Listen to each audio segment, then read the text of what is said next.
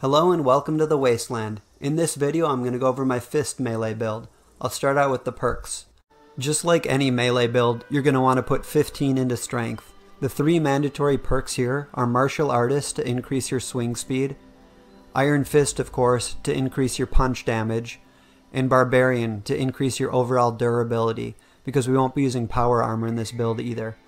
The other two you can kind of swap out for your preference, but I like to put Traveling Pharmacy in because I carry a lot of stim packs and Radaway and things like that. Helps decrease your overall carry weight. And then Blocker. I had Incisor in here for a long time, but for endgame when you're fighting Scorch Beast and more difficult enemies, I find Blocker to be a lot more useful. And then of course if you're not going to be putting in Traveling Pharmacy, I definitely recommend Incisor here.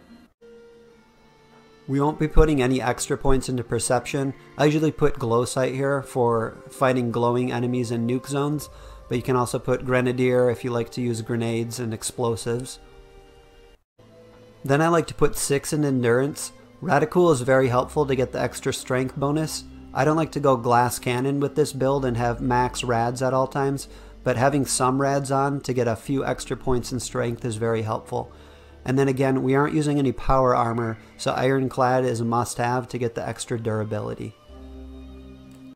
Charisma, you have some flexibility if you decide you want to move a couple points around here, but I like to put in Lone Wanderer, and then when I'm going on a team, swap out for some run speed perks or whatever you like while you're on a team. And then Suppressor I'd say is a must. This one's very helpful again to reduce the damage you're taking, especially when fighting something like the Scorch Beast Queen. You can get a punch in and then still be able to survive some hits from her. You're going to want to put 5 into Intelligence for Makeshift Warrior at max level. This is important for when we get to talking about the gear. The Power Fist, to mod that, you have to have this at max level. And then of course the extra durability for your weapons is always very helpful. You're going to want to get Agility as close to max as possible as well. This is for the Evasive perk, which is going to give you a lot of extra defense. Also helping on the defensive front, Dodgy. Since we're putting so much into Agility, you're going to have a lot of AP, so this 30% damage bonus is very helpful. I like to put 1 into Adrenaline just because I don't think it helps a lot to put extra perks into that one, but the damage bonus for when you kill a few enemies in a row is helpful. And then again, no power armor, so White Knight I think is a mandatory.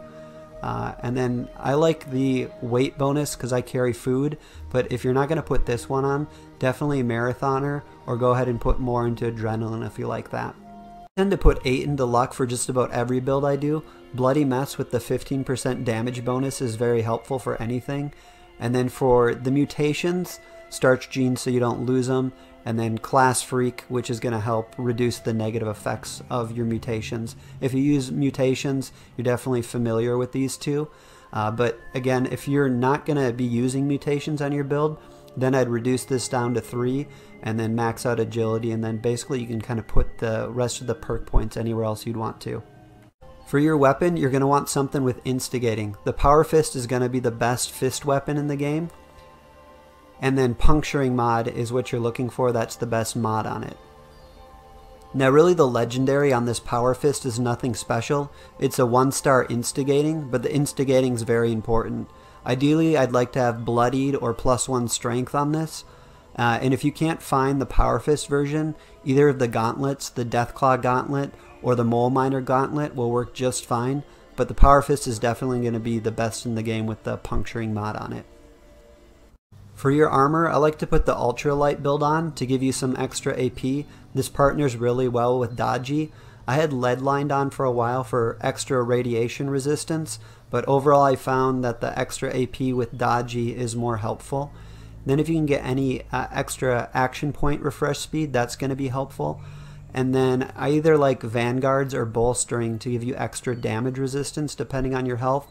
I like to have a mix of them, so that way depending on if my health is high or low, I'm still kind of getting extra damage resistance.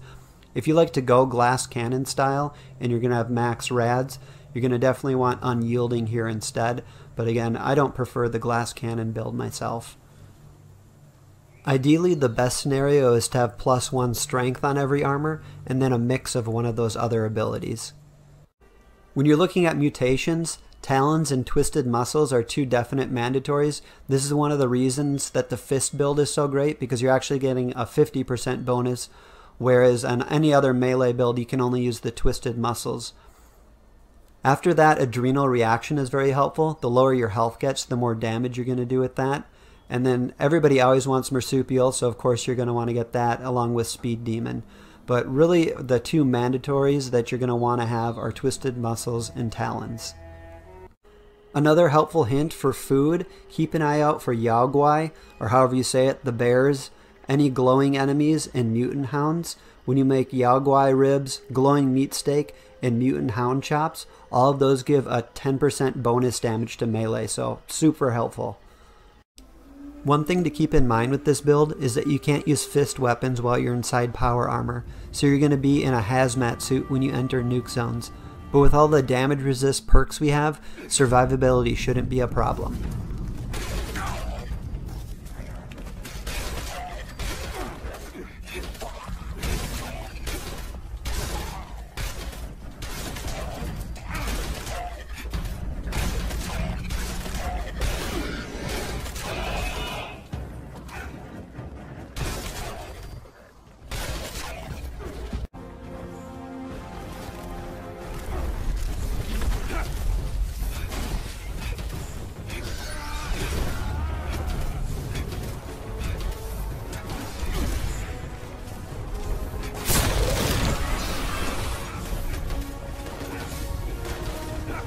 I hope you enjoyed watching this build video. If you have any other variations that you like to do for your fist build, let me know down in the comments. I'm interested to see what you like to do. Thanks for watching, and stay safe out there.